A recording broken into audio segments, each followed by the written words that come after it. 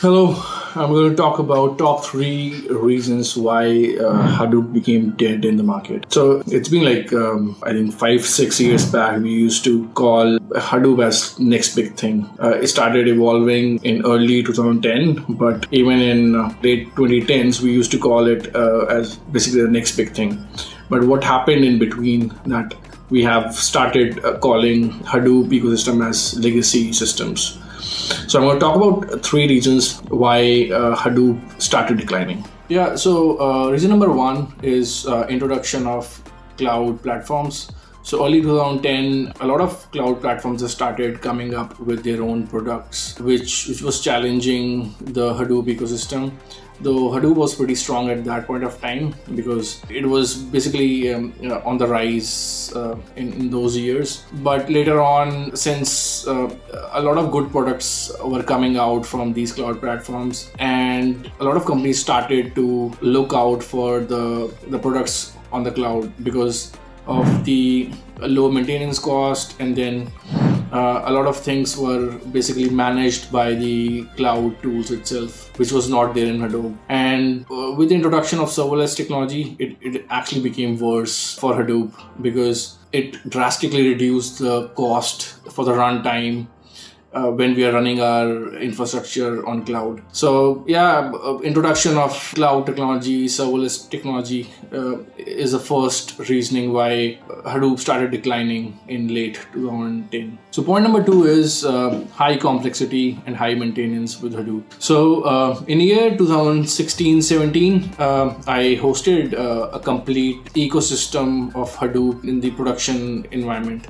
So I remember at that point of time, the complexity that we had to face while hosting those servers and then connecting all those servers in Hadoop ecosystem. So it was like a very complex thing to do in Hadoop. And when these cloud platforms came in, the complexity basically went down, and then the maintenance cost was like way less as compared to what Hadoop was offering at that point of. So I think this is one big reason why a lot of companies went ahead with other solutions on cloud, because Hadoop was really complex to manage, and they had like a lot of tools in their ecosystem which had their own way of installing and then maintaining. So it was like really complex to not just put it up, but even to just maintain it on daily basis. Point number three is Hadoop never evolved well with time.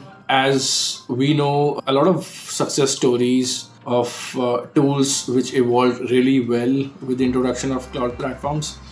One great success story is Informatica. So Informatica actually ran 20 years on on-premise servers.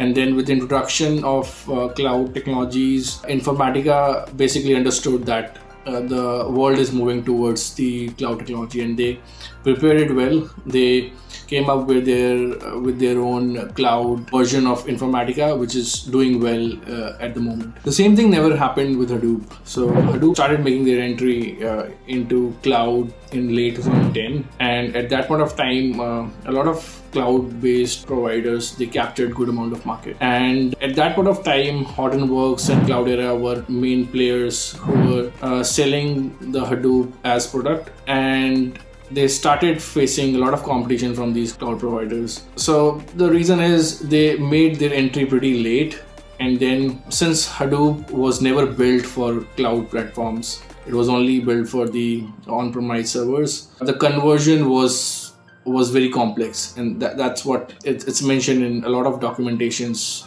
which is related to the decline of Hadoop. So even though Cloudera and Hortonworks, they were making efforts to build the cloud version of it, but it basically took a lot of time because it was a complex conversion from on-premise implementation to the cloud implementation. So I think these are three main reasons that I feel which basically costed Hadoop the whole market. And then a lot of cloud providers, they have captured the market. I'm going to make another video to talk about which all products replace the individual products of Hadoop ecosystem. So yeah, stay tuned for that. But yeah, I think we should kind of still thank Hadoop, because it was basically the first enterprise version of an ecosystem which was handling big data at that point of time, and which basically gave a lot of motivation to other tools to build something in this domain. So yeah, that's the video. Thank you guys.